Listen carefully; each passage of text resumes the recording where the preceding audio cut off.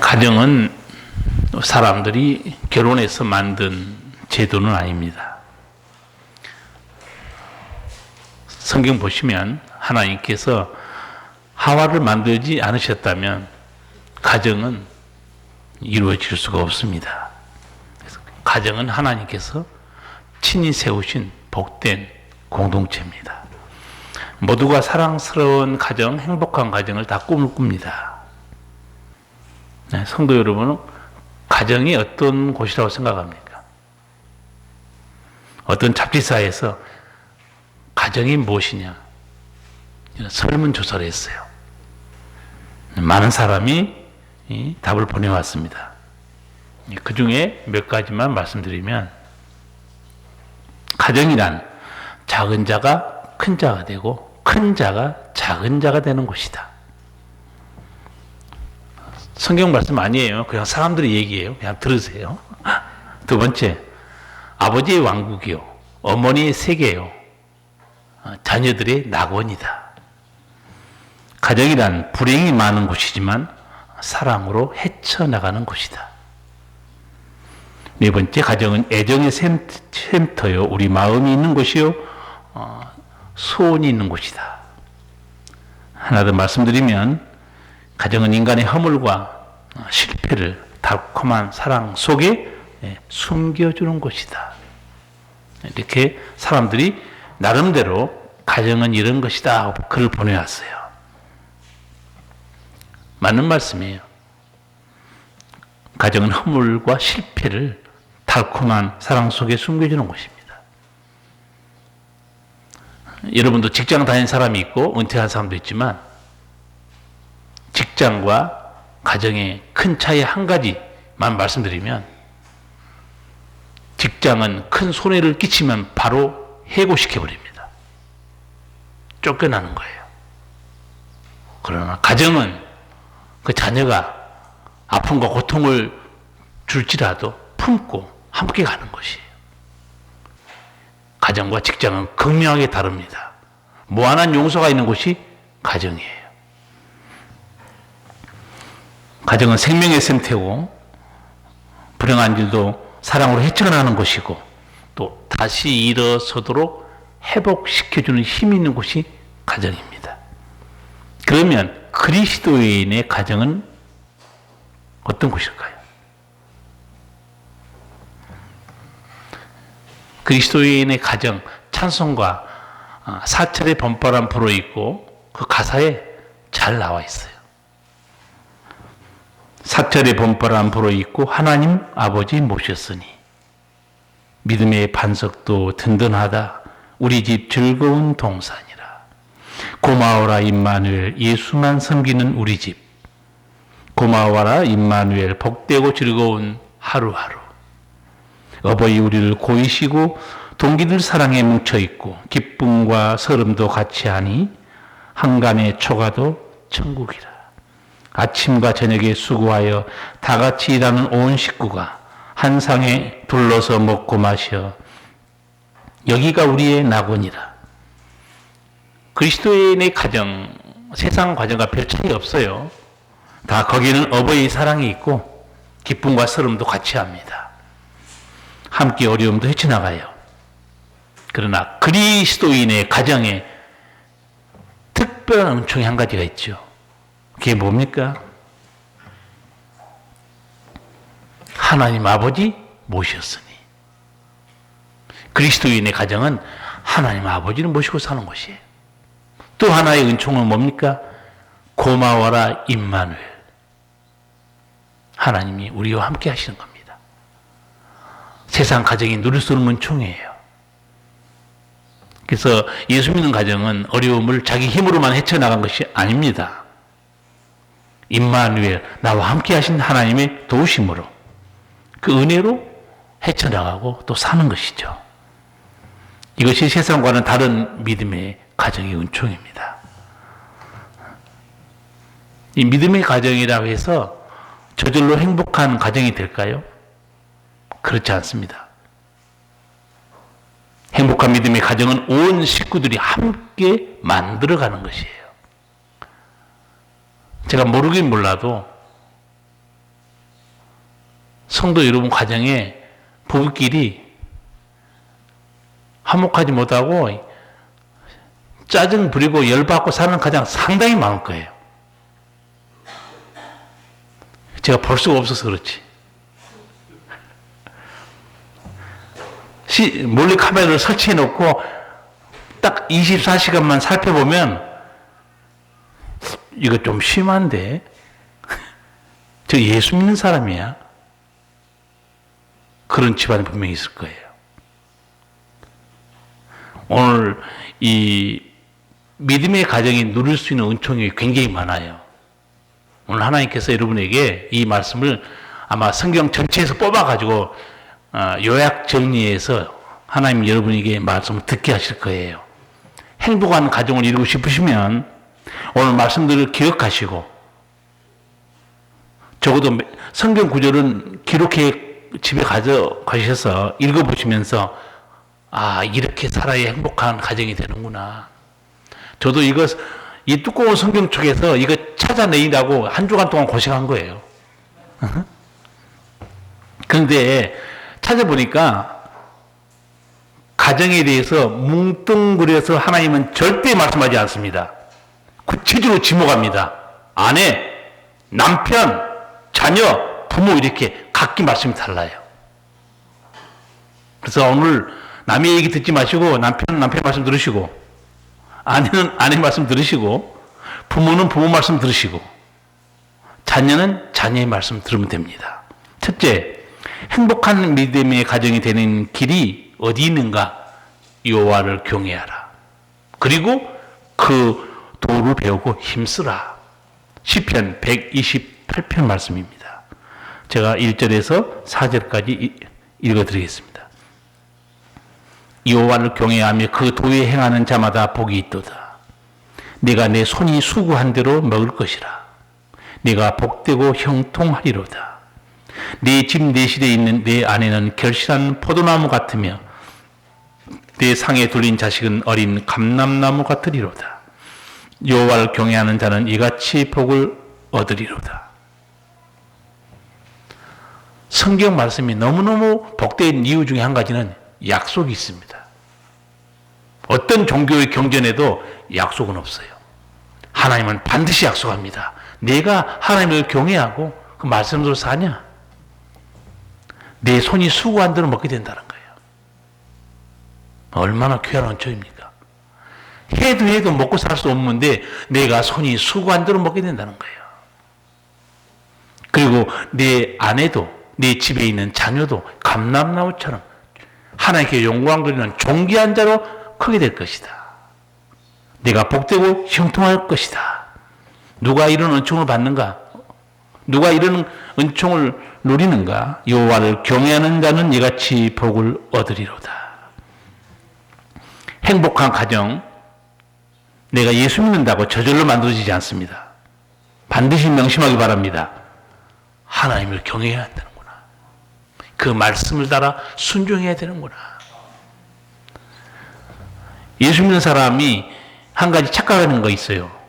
교회 열심히 나가기 때문에, 나는 기도하기 때문에, 나는 믿음이 있기 때문에 그렇게 해서 행복한 가정은 절대 안 만들어집니다. 오늘까지 살아보셨으면 알 거예요. 남편이 해야 될 일이 있어요. 아내가 해야 될 일이 있습니다. 부모가 해야 될 일이 있어요. 그래, 자기가 해야 될 일을 하지 않고 기도만 한다고 천만의 말씀입니다. 오늘 말씀을 잘 들으셔야 됩니다. 하나님을 경외해라. 그 말씀이 잠언 3장에 있습니다. 그것도 여러분 기록하기 바랍니다. 잠언 3장 1절에서 6절 사이의 말씀을 읽어드리겠습니다. 내 아들아, 나의 법을 잊어버리지 말고 네 마음으로 나의 명령을 지키라. 그리하면 그것이 너로 장수하여 많은 해를 누리게 하며 평강을 더하게 하리라. 인자와 진리로 내게서 떠나지 않게 하고 그것을 내 목에 매며 내 마음판에 새기라. 그리하면 내가 하나님과 사람 앞에서 은총과 귀중히 여김을 받으리라. 너는 마음을 다하여 여호와를 의뢰하고 내 명철을 의지하지 말라. 너는 범사의 그를 인정하라. 그리하면 내 길을 지도하시리라. 아멘. 솔로몬이 내 아들아, 내 법을 잊지 말라. 아버지 말씀 아니에요. 하나님의 율법입니다. 왜 내가, 내 아들아, 내가 왜 하나님의 말씀을 지켜야 되는가? 거기 몇 가지 약속이 있단다 알려집니다. 첫 번째 약속이 뭡니까? 그것이 너로 장수하여 많은 해를 누리게 하며. 장수의 은총이 있다 거기에. 이거는 하나님 아니면 할 수 없어요. 한번 생각해 보세요. 여러분 돈도 벌고 집도 사고 다른 거 할 수 있습니다. 장수? 생명은 하나님께 속해 있어요. 하나님밖에 하실 수 없는 것 성경에 너무 많이 있습니다. 두 번째, 내가 그렇게 하면 평강을 누리고 살 것이다. 여러분 지금까지 나이 이제 많이 들어서 인생을 많이 살았기 때문에 깨닫는 게 있을 거예요. 돈도 많고 가진 것도 많고 잘났어도요, 집안에 우환이 근심 걱정이 끊을 일이 없잖아요. 불행한 겁니다. 제가 보기에 정말 복된 집안이 어떤 집안이냐? 평안이 있는 집안이에요. 평안. 오늘 찬송가 우리 예배 전에 불렀어요. 평안은 하나님의 선물입니다. 하늘 위에서 내려오네. 내가 하나님을 경외해봐라. 너 인생의 평안이 너에게 임한다는 거예요. 세 번째는 하나님과 사람 앞에 내가 귀중히 여김을 받는다는 거예요. 하나님 그렇게 존귀하게 만들어준 겁니다. 저는 요즘 코로나19 때문에 대한민국이 이렇게 세계적으로 국격이 높고 선진국이 됐는지 미처 몰랐어요. 우리나라가 어느 수준까지 올라간 줄 아세요? 이번 코로나 때문에 세계적으로 가장 뛰어난 국가가 세 나라가 나왔어요. 독일, 프랑스, 거기에 코리아, 또 코리아 그러면 모를지 모르니까 한국. 세상에 우리는 항상 개발도상국, 원조받는 나라. 근데 어느새 세계 최고의 국가가 올라가 있습니다. 미국 대통령이 전화하잖아요. 마스크 좀 보내줘. 이런 나라가 됐다니까 어느 사이에. 그만큼 심리의식도 높고. 근데 꼭 속색인 인간들이 있어요. 그제 뉴스 봤겠지만 그 클럽에 가가지고 꼭 춤을 춰야 되겠어요? 그 클럽을 고상하게 표현한 겁니다. 원래는 무슨 클럽인지 아시죠? 게이 클럽입니다. 동성연애자들. 난 하나님의 심판으로 생각해요. 하나님 가만히 계시겠습니까? 동성연애자들 하루 저녁에 거기서 세 군데 클럽을 막 돌아다닌 거예요. 술 먹고 노래하고 춤추고. 사람들이 힘이 빠져가지고 인터넷 보니까 욕을 해놨더라고요. 이 인간아, 너 때문에 의사들이 얼마나 고생하고 나라에서 얼마나 고생했는데 조금만 참으면 이제 계약해야 되는데 너희들이 인간이냐 이거죠. 그러니까 세상에는 이렇게 가라지들하고 함께 살 수밖에 없어요. 악인의 꾀를 쫓는 사람들하고 살 수밖에 없습니다. 이런 우리에게 하나님은 오늘 어떤 말씀을 들려주는가? 하나님을 경외해라. 장수와 평강의 은총이 있다. 내가 사람과 하나님 앞에 귀중히 여김 받는 사람이 된다. 마지막으로 하나님을 경외하라. 그 말씀을 지켜라. 하나님이 내 길을 인도해 줄 것이다. 저는 우리 특별구역 젊은 엄마들, 지금은 못 모이지만 제가 구역 예배 모임에서 그 엄마들 말씀으로 잘 훈련시켰어요. 지금은 너무너무 딱 뿌리를 내렸습니다. 다 거의 집사가 되고 봉사 잘하는데 자녀 때문에 두려워하지 말라고 그랬어요. 명문대학 그거 못 간다고 그거 걱정하지 말라. 인생은 길다. 하나님을 경외하는 자녀를 키워라. 하나님은 그 길을 지도할 것이다. 성경이 나오는 대로 제가 알려드린 겁니다. 이런 은총을 알고 있기 때문에 솔로몬은 뭐라고 그랬어요? 내 아들아 나의 법을 잊어버리지 말고 내 마음으로 나의 명령을 지키라. 인자와 진리로 내게서 떠나지 않게 하고 그것을 내 목에 매며 내 마음판에 새기라. 그리하면 내가 하나님과 사람 앞에서 은총과 귀중히 여김을 받으리라. 얼마나 귀한 말씀입니까? 행복한 가정을 이루고 싶으냐? 말씀을 기억하라는 거예요. 하나님을 경외하라는 겁니다. 두 번째, 행복한 믿음의 가정이 되는 길은 하나님을 예배하고 섬기는 데 있습니다. 예배는 하나님 은혜를 알고 하나님을 찬양하는 것입니다. 사랑하는 것이에요. 그리고 말씀을 지키는 겁니다. 하나님께서는 예배와 관련된 우리에게 약속된 은총 여러 군데 있어요. 제가 몇 군데만 말씀드리겠습니다. 시편 50편 23절입니다. 감사로 제사를 드리는 자가 나를 영화롭게 하나니 그 행위를 옳게 하는 자에게 내가 하나님의 구원을 보이리라. 감사로 제사 드리는 가정. 하나님이 이렇게 말해요. 하나님의 구원을 보이리라. 여러분, 하나님 단어가 어떤 뜻이라고 그랬어요? 전능자라고 그랬습니다. 하나님 이렇게 말씀하신 거예요. 내가 감사로 내게 제사 드리면 내가 나를 기쁘게 하는 것이고 내가 전능자의 구원을 내게 보여주겠다는 거예요. 그래서 여러분에게 하나님 그러면 그 뜻을 여러분 모를까 봐서 내가 몇 번 설명해 줬어요. 원래 하나님이라고 써놨지만 엘로힘이라는 단어 창세기 1장부터 나오잖아요. 전능자라는 뜻입니다. 전능하신 하나님께서 우리 가정을 구원해 주신다. 복된 가정이에요. 얼마나 감사한 일입니까? 한평생 전능자의 손길로 은혜로 사는 가정, 행복한 가정이 될 수밖에 없습니다. 하나님을 사랑하면서 감사하며 누리는 자가 그 약속된 은총이 시편 91편에도 있습니다. 14절 이하에 제가 읽어드리겠습니다. 하나님이 가라사대 저가 나를 사랑한즉 내가 저를 건지리라. 저가 내 이름을 안즉 내가 저를 높이리라. 저가 내게 간구하리니 내가 응답하리라. 저희 환난 때에 내가 저와 함께하여 저를 건지고 영화롭게 하리라. 내가 장수함으로 저를 만족해 하며 나의 구원으로 보이리라. 감사함으로 예배하는 자입니다. 하나님을 사랑하는 자에게 주신 약속들이에요. 하나님께서 어떤 가정을, 어떤 사람을 높여주시는가? 어떤 가정이 환난 때 도움을 받는가? 저가 나를 사랑한 즉 내가 저를 건지리라. 내가 저 이름을 안즉 내가 저를 높이리라. 여러분, 어떻게 하는 것이 하나님을 사랑하는 길입니까? 이게 막이 날 수 있어요. 하나님을 사랑하는 길은 두 가지입니다.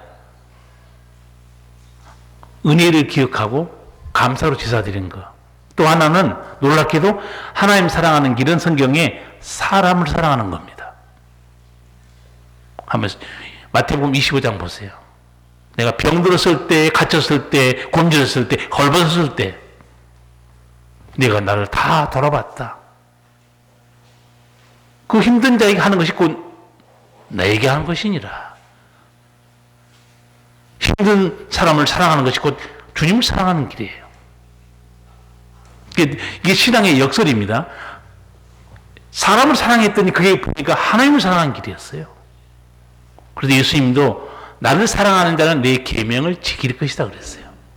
그러니까 내 계명을 지키지 않는 자가 입으로만 하나님 사랑한다. 그거 착각하고 있는 겁니다. 사랑하는 자는 내 계명을 지키는 자다. 그렇게 말씀하고 있어요. 세 번째, 행복한 믿음의 가정이 되는 길은 가족 한 사람 한 사람이 자기가 해야 될 책임, 의무를 다하는 거예요. 아까 말씀드린 대로 하나님은 뭉뚱그려 말하지 않습니다. 남편, 자녀, 아내, 부모 다 구체적으로 지적합니다. 여러분이 기도만 하고 믿음 생활 열심히 한다고 해서 능사가 아니에요. 먼저 자녀들, 아직도 부모님이 살아계신 여러분들은 자녀이기도 하고 또 동시에 자녀를 가지고 있는 분들은 여러분이 부모가 되는 분들인데 자녀들이 힘써 지켜야 할 말씀이 있습니다. 잠언 23장 25절을 보면 네 부모를 즐겁게 하며 너 낳은 어미를 기쁘게 하라. 자녀들이 드려야 될 말씀이에요. 에베소 6장 1절 이하 말씀입니다. 자녀들아 너희 부모를 주 안에서 순종하라. 이것이 옳으니라. 내 아버지와 어머니를 공경하라. 이것이 약속 있는 첫 계명이니 이는 내가 잘되고 땅에서 장수하리라. 분명히 약속이 있습니다. 특히 부모 효도는 약속이 있어요. 성경 보면 우리 인간이 잘 되는 길에 대한 말씀이 굉장히 많아요. 시편 1편도 있고 신명기 18장도 있고 마태복음 6장도 있고 굉장히 다양한데 그 중에 내가 잘 된다고 약속한 게 부모 효도예요. 그래서 내가 가끔 여러분에게 말씀드립니다. 인생이 안 풀리면 부모님 극진 효도하시라고. 약속이 있어요. 약속이는 계명 중에 첫 계명입니다. 오직 하나님께서만 이루어주시는 약속들이에요. 내가 잘되고 땅에서 장수하게 될 것이다. 그래서 잠언 6장에서도 솔로몬이 하나님 말씀 떠나지 말라. 부모의 가르침을 잊지 말라. 잠언 6장 20절 이하 보면 내 아들아 내 아비의 명령을 지키며 내 어미의 법을 떠나지 말고 그것으로 항상 내 마음에 새기며 내 목에 매라. 그것이 너희 다닐 때 너를 인도하며 너희 잘 때 너를 보호하며 너희 깰 때 너로 더불어 말하리니 대저 명령은 등불이요 법은 빛이요 훈계의 책망한 곳 생명의 길이라. 그래서 자녀들이 들어야 될 말씀이 있습니다. 자, 이 자녀들이 이 말씀을 듣고 순종하잖아요. 자녀가 잘 돼요. 자녀 혼자 잘 됩니까? 그 잘된 자녀 때문에 부모가 행복합니다. 가정이 행복해요. 저거 여기 보면은요, 자식을 똑같이 키웠는데, 돈이 많은 집에 하나 있었어요. 내가 보니까. 유학도 보내고.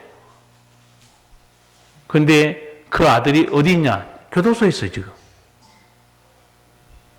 근데 똑같이 같은 친구인데, 그 아들은 열심히 공부해서 대학원에서 공부하고 있어요. 참 이거 얼마나 기가 막힌 일입니까? 말씀으로 키우고 기도로 키우고 그렇게 해서 그 자녀가 반듯하게 자라면 자녀의 복된 것뿐만 아니고 부모가 행복해요. 가정이 행복한 거예요.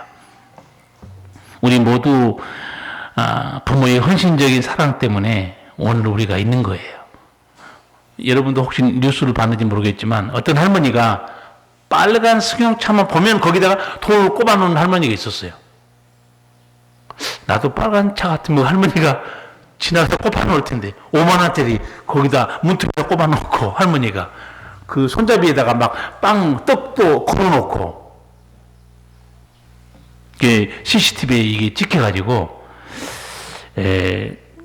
차의 주인이 도대체 누가 내 차에다가 돈을 막 꼽아놓고 먹을 거 걸어놨는지 신고했어요. 나중에 경찰이 CCTV를 딱 확인해 보니까 어떤 할머니가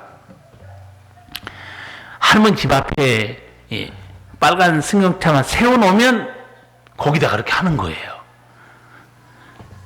5차례나 그렇게 해가지고 돈을 21만 원이나 이 차 주인이 경찰에 가져온 거예요. 나중에 확인해 보니까 근처에 혼자 살아고 있는 할머니예요. 86세에 먹는 할머니가 그렇게 한 거예요. 이 할머니가 왜 그렇게 한 줄 아세요? 자기 아들 차인 줄 알고 그런 거예요. 자기 아들 차가 빨간 색깔이거든요. 치매가 있는 거예요.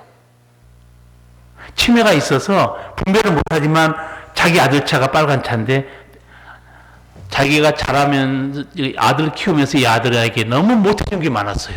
한이 맺힌 거예요. 그러니까 이 할머니는 그 아들 차만 보면 도와주고 싶어가지고 막 5만 원짜리를 꼽아놓고 과자 봉지도 걸어놓고 아들을 사랑한 거예요. 내가 이 뉴스 보면서 가슴이 찡한 거예요. 눈물이 나요. 치매도 부모의 사랑을 못 막는 거예요.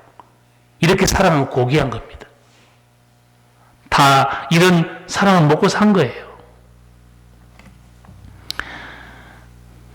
저는 가끔 가요 무대를 보는데 얼마 전에 불효자는 웁니다. 어느 가수가 나와서 그 노래를 부른 거예요. 아마 가사를 아는 사람도 있는지 모르겠어요. 불러봐도 울어봐도 못 오실 어머님을 원통에 불러보고 땅을 치며 통곡한들 다시 못 올 어머니여. 불초한 이 자식은 생전에 지은 죄를 엎드려 빕니다. 방청객에 있는 아줌마들이 전부 눈물을 훔치고 있어요. 울 수밖에 없죠. 다 떠나고 나니까 못해진 것밖에 생각이 안 나는 거예요. 손발이 터지도록 피땀을 흘리시며 못 믿을 이 자식의 금이 환영 바라시고 고생하신 어머님이 드디어 이 세상을 눈물로 가셨나요? 그리운 어머니. 다 울어요. 노래 들으면서. 울 수밖에 없죠. 네, 어머니 그 사랑 때문에. 결국은 답은 한 가지입니다.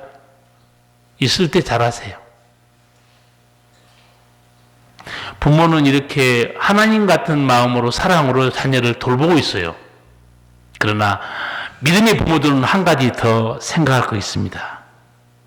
헌신적인 사랑 말고 하나님의 말씀으로 양육시켜야 한다는 거예요. 하나님의 경외함이 내 인생에 복된 것이다. 가르쳐야 됩니다. 잠언 22장 말씀 하나 더 말씀드리겠습니다. 겸손과 여호와를 경외함의 보응은 재물과 영광과 생명이니라. 피역한 자의 길에는 가시와 올무가 있거니와 영혼을 지키는 자는 이를 멀리하느니라. 마땅히 행할 길을 아이에게 가르치라. 그리하면 늙어도 그것을 떠나지 아니하리라. 우리 속담에 있죠. 3살 버릇 여든까지 간 것처럼 어릴 때부터 하나님의 말씀으로 잘 키우라는 거예요. 늙을수록 하나님의 법을 떠나지 않는다는 거예요. 여러분, 자녀들이 이렇게 하나님을 경외하게 되면 어떤 일이 벌어진 줄 아세요? 부모가 해줄 수 없는 일, 부모가 할 수 없는 일을 하나님이 대신해 줍니다. 기억해야 돼요. 부모가 해줄 수 없는 일이 얼마나 많습니까? 돈으로 모든 걸 해주는 것도 아니에요. 부모가 할 수 없는 일, 부모가 해줄 수 없는 일을 하나님이 대신해 줍니다. 그 인생을 주님이 끌어가기 때문에 마땅히 행할 길을 가르치는 거예요. 잠언은 어느 정도 강력하게 말씀하는 줄 아세요?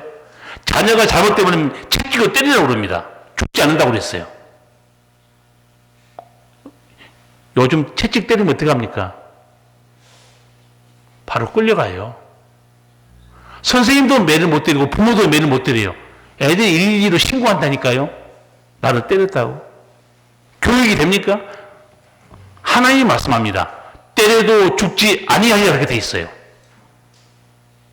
교육하라는 거예요. 그것이 내가 부모가 줄 수 없는 하나님만이 내리는 은총을 받을 수 있게 된다는 거예요. 자녀가 들어야 될 말씀이죠. 이제 남편이 듣고 순종해야 할 말씀이 있습니다. 오늘 본문 25절 남자들만 같이 읽겠습니다.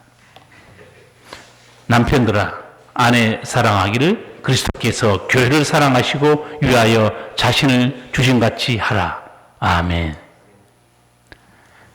이게 무슨 말인지 아시겠죠? 남편이 어떻게 하라는 건지 아시겠죠? 예수님이 교회를 위해서 어떻게 했습니까? 사랑하셨죠? 어떻게 사랑했죠? 돌아가셨어요. 오늘 남편들은 다 돌아가셔야 돼. 돌아가셔야 한다니까. 그게 아내를 사랑하는 길이에요. 그런데 제가 찾아보니까 남편들에 대한 말씀이 더 많아, 여러 군데. 2군데 더 있어요. 왜 그럴까요? 남편이 속을 많이 새기니까 그렇지. 말 안 들으니까. 그게 말씀이 더 많은 거예요. 골로새서 3장 19절입니다. 남편들아 아내를 사랑하며 괴롭게 하지 말라. 괴롭게 하지 말라. 이 말씀 잘 새겨 듣기 바랍니다. 무슨 말인가? 독한 말로 아내에게 상처를 주지 말라는 뜻입니다. 무서운 말이에요. 무시와 학대로 쓰라린 고통을 당하게 하지 말라. 그 괴롭게 하지 말라는 뜻이에요. 근데 이 단어, 문장 뉘앙스 보면 어떻게 돼 있냐? 계속해서 그렇게 하지 말라 그 말이에요. 상습적으로 해서는 안 된다는 겁니다. 예, 남편들은 이 말씀을 새겨드려야 돼요. 독한 말로 아내에게 상처를 주지 말라고 하는구나. 그러니까 여러분이 이러실 때 그냥 괴롭게 하지 말라고 그러니까 분위기 맞춰달라는 그런 말씀 아니에요. 굉장히 무서운 말입니다. 무시와 학대하지 말라. 또 남편들이 했던 한 말이 베드로전서 3장에 있습니다. 7절 이하에 남편된 자들아 이와 같이 지식을 따라 너희 아내와 동거하고 저는 더 연약한 그릇이요 또 생명의 은혜를 유업으로 함께 받을 자로 알아 귀히 여기라 이는 너희 기도가 막히지 아니하게 하려 함이라. 베드로전서 3장 7절의 말씀은 또 해석이 필요합니다. 아내와 살 때 그냥 살지 말라는 거예요. 지식을 따라 동거하고. 무슨 지식일까요? 창세기 나타난 결혼 제도에 대한 지식을 바로 알고 있어야 할 그 말입니다. 창세기 결혼에 대해서 하나님 뭐라고 하고 있습니까? 아내가 종입니까? 노예입니까? 동등한 돕는 배필이에요. 이 멍청한 남자들아 똑바로 정신 차려 그 말이에요. 베드로가. 지식을 따라 아내와 동거하라 그 말이에요. 너를 도와주는 사람이라는 거예요. 돕는 배필. 물론 망하게 하는 배필도 있어요. 종종. 돕는 배필. 두 번째는 하나님의 주례사가 있습니다. 창세기 2장에. 부모를 떠나 아내와 합하여 한 몸을 이룰지니라. 너와 아내는 한 몸이야. 그 지식을 따라 아내를 사랑하고 살라. 두 번째 설명이 필요한 게 뭐냐? 아내는 연약한 그릇이다. 그렇죠. 남자보다 상처받기 쉽고 정서적으로도 예민하고 또 육체도 약해요. 그런 연약한 그릇인지 알고 살라는 거예요. 우리 집도 그래요. 사모는 입으로 살고 나는 몸으로 살아요. 저기 고양이가 밤에 울으면 무서워. 그럼 난 고양이 쫓아나가야 돼요. 진짜 갔더니 고양이가 밤에 그 깊은 밤에 우는 게 정말 무섭더라고요. 왜 자기가 쫓긴 나보러 쫓으라는 거예요. 여자들이 싸나올 때는 남자보다 더 힘이 있어요. 여자들이 싸나올 때 보세요. 얼마나 무서운지. 정서적으로, 육체적으로 여자가 연약하다는 거예요. 알고 있으라는 거예요. 여자를 부려먹은 남자들 회개하시오. 회개해야 돼, 남자들. 목사님 나는 모습 못 박아요. 배워요. 왜 모습 못 박아? 뭐 그 자랑이에요? 남자가 모습 못 박는 게? 박으면 박는 거예요. 정비도 고칠 수 있어요. 안 해서 그렇지. 베드로가 확실히 말합니다. 또 하나 아내를 힘들게 하지 말라는 이유는 너 기도가 응답이 안 된다는 거예요. 여기 있는 분들 아마 부부싸움 많이 할 거예요. 부부싸움하고 바로 찬송 부르고 기도해 본 사람 흔들어 보세요. 정신병자지. 나도 기도 못해. 목사지만. 아니 부부싸움 하고 나서 찬송가 나옵니까? 그 미친 사람이지. 아내를 사랑하고 지식을 따라 동거하고 연약한 그릇을 알고 괴롭게 하지 마라. 너희 기도가 막힌다는 거예요. 그러니까 여러분 성경 자세히 봐야 됩니다. 뭐 아무 때나 부르짖는다고 응답받는 게 아니에요. 기도가 막힌다니까. 지금 막혀 있어요. 여기서 떠들고 부르짖는데 하나님은 안 듣고 있어요. 남자들에 대한 말씀이 굉장히 많죠. 아내들도 해야 될 순종해야 할 말씀이 또 있습니다. 여자들만 읽으세요. 22절에서 24절까지. 아내들이여 자기 남편에게 복종하기를 죽기도 하라. 아내의 머리됨이 그리스도께서 교회의 머리됨 같음이니 그가 친히 몸의 구주시니라. 그러나 교회가 그리스도에게 하듯 아내들도 범사에 그 남편에게 복종할지니라. 아멘. 여자는 어떻게 하라고 그랬죠? 죽게 하듯 어떻게 하라고 그랬어요? 복종하라고 그랬죠. 자존심이 센 여자들은요, 이 말씀 들으면 약간 거북하고 못마땅할 수 있어요. 아니, 남편에게 내가 노예나 복종하게? 무지해서 그럽니다. 이 복종이라는 말이 얼마나 은혜로운 말인 줄 아세요? 알면 또 머리가 수그러집니다. 복종은요, 예수님이 본을 보이신 게 있어요. 내가 주와 선생이 되어 너희들이 발을 씻겼다고 그랬어요. 복종이라는 단어는요, 스스로 낮추어 섬기다는 겁니다. 왼수 같은데 왜 섬긴 줄 아세요? 주를 사랑하기 때문에 그런 거예요. 그러니까 앞으로 무조건 남자들도 이 말은 남자들이 들어야 될 말이 아니에요. 여자가 들어야 될 말이지. 아, 이 단어를 쓰셨구나. 남편에게 복종하기를. 교회가 그리스도에게 복종하기를. 그래서 복종은 비참한 굴종이 아닙니다. 자존심 다 긁히고 그렇게 남편에게 엎드린 게 아니에요. 저는 이 복종이란 이란 말을 생각하니까 이미자 노래가 떠올라요. 여자의 일생. 한번 가사 들어볼래요? 참을 수가 없도록 이 가슴이 아파도 여자이기 때문에 말 한마디 못하고 헤아릴 수 없는 서름 혼자 지닌 채 고달픈 인생길을 허덕이면서 참아야 한다기에 눈물로 보냅니다. 여자의 일생. 요즘 이렇게 사는 여자가 없어요. 남자가 반 죽고 살지 지금. 복종은 굴종이 아닙니다. 속이 끓는데 참는 게 아니라니까요. 은혜 때문에, 하나님의 사랑 때문에 스스로 낮추어서 섬기는 거예요. 남자가 개차반 되든 말든 여자는 예수님의 사랑을 인해서 스스로 낮추어 섬기는 거예요. 개차반 같은 남편은 원망할 필요 하나도 없습니다. 자기 할 바만 하면 돼요. 그러면 양심 있는 남편도 어느샌가 꼬그라져 있어요. 그런데 오늘 말씀의 클라이막스는 어디 있느냐? 21절에 있습니다. 근데 남편들을 야단 많이 쳐놓고 또 남편에게 짐을 지우는 말이 21절에 있어요. 같이 읽겠습니다. 그리스도를 경외함으로 피차 복종하라. 아멘. 이제 남편은 뭐까지 하나 더 해야 돼요. 남편도 스스로 낮추어서 아내를 섬기라 그 말이에요. 얼마나 귀한 말씀입니까?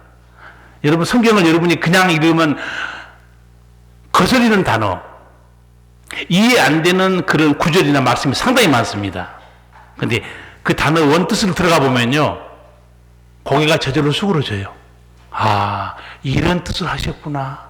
근데 복종으로 단어를 써버리니까 거부감 느끼고 싫고 비참하고 비인격적인 용어 같지만 사랑 때문에 스스로 낮춰 섬기는 거예요. 그 대표적으로 남편에게 그런 마음으로 섬겼던 사람이 누구냐? 성경에는 그 여자를 대표적으로 말합니다. 어떤 여자인 줄 아세요? 하와입니다. 아니, 사라입니다. 사라. 아브라함을 주라고 칭했다고 그랬어요. 그러면 그게 사라가 노예입니까? 종입니까? 그렇지 않습니다. 하나님의 사랑 안에서 머리 대신 자기 남편에 대해서 유계 질서를 알고 스스로 자신을 낮추어 섬기는 거예요. 다시 한번 제가 정리하도록 하겠습니다. 하나님께서 여러분을 사랑해서 행복한 가정을 이루라고 오늘 구체적인 말씀을 많이 주셨어요. 첫째, 행복한 믿음의 가정이 되는 길은 여호와를 경외하는 것. 그리고 그 도를 배우고 힘쓰는 데 있습니다. 두 번째, 하나님 예배하고 섬기는 데 있습니다. 거기에 약속된 은총이 너무 많아요. 세 번째, 온 가정이 내게 주신 말씀을 듣고 순종하는 거예요.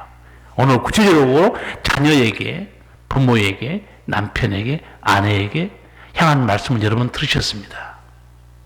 그래서 여러분들이 이 말씀대로 행하시고 살면 행복한 가정을 이룹니다. 그런데 이제 오늘 깨닫고 은혜 받고, 아, 맞아.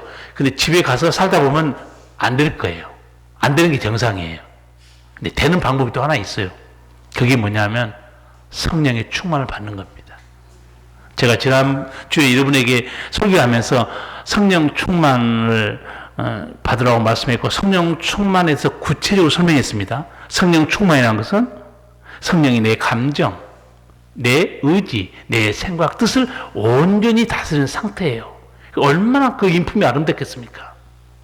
그래서 이걸 확인해야 되는데, 내가 어떻게 해서 확인할까 했더니 여러분이 믿으셔야 됩니다 그랬잖아요. 어제 아침마다 성령 충만을 위해서 기도하고 있습니까? 안 한 사람은 뭐예요? 제가 분명히 여러분에게 숙제 내렸습니다. 아침마다 기도할 때, 제가 요새 시편 묵상을 보내면서도 그 중에 하루는 내가 써놨어요. 성령 충만을 위해 기도하십시오. 성령 충만이라는 것은 내 감정과 내 의지, 내 생각과 뜻을 성령께서 온전히 다스리는 상태입니다. 그래서 매일 아침 여러분이 이 성령의 충만을 구하라고 제가 말씀드렸고, 여러분은 저한테 믿으셔야 됩니다 그랬어요. 안 하고 있는 사람, 기억이 안 나서 못한 사람, 앞으로 내일부터 또 시작하세요. 반드시 성령의 충만을 구해야 됩니다. 한번 해보지 말아요. 여러분이 성령 충만을 계속 기도하는데 어느 날 나도 모르게 내 삶에서 사랑, 희락, 화평, 오래 참음, 온유, 양선, 충성, 절제, 자비 같은 삶이 나오기 시작하잖아요. 벌써 성령 충만의 역사가 일어나고 있는 겁니다. 이렇게 돼야 오늘 남편에게, 아내에게, 부모에게, 자녀에게 주신 말씀을 능히 이룰 수 있는 능력을 얻는 것이지, 사람이 깨닫는다고 변화되면 얼마나 좋겠습니까? 모든 교회 성도들이 목사님 말씀 듣고 집에 들어가면서 목사님 오늘 은혜 받았습니다 말하는 사람 너무너무 많습니다. 한 가지 묻고 싶어요. 은혜 받았습니다 하는 그 성도들 똑같이 목사님 내 삶이 변화됐습니다 고백이 됩니까? 그게 완성이에요. 목사님 오늘 하나님 말씀을 통해 은혜 받았습니다. 그 은혜가 완성이 되려고 그러면 이런 고백이 뒤따라와야 돼요. 목사님, 말씀과 성령 때문에 제 삶이 완전히 변화됐습니다. 그게 행복한 가정을 이루는 길이에요. 오늘 다 가슴에 손을 얹고, 주님, 오늘 말씀을 듣고 행복한 가정을 이루기 위해서 말씀대로 살겠습니다. 성령을 부어주세요. 잠깐 기도하겠습니다. 살아계신 우리 아버지 하나님, 아버지께서 우리에게 행복한 가정, 믿음의 가정을 주셨습니다. 우리가 인간의 소욕대로, 인간의 고집과 인간의 교만됨으로, 거치는 말로 가정에 고통과 아픔을 주었던 거 다 회개합니다. 하나님, 이 시간 우리 성도들이 주신 말씀을 기억하고 성령의 충만함으로 말미암아 행복한 가정, 내게 주신 말씀, 자녀에게 주신 말씀, 남편과 아내에게 주신 말씀, 우리가 모두 가슴에 새기고 성령의 충만을 받아서 하나님 말씀을 잘 들었습니다. 그리고 주님 성령 충만한 가운데 삶으로 내 삶이 변화됐습니다. 그런 거룩한 은총이 온 성도에게 임하도록 역사하여 주시옵소서. 예수님 이름으로 기도하옵나이다. 아멘.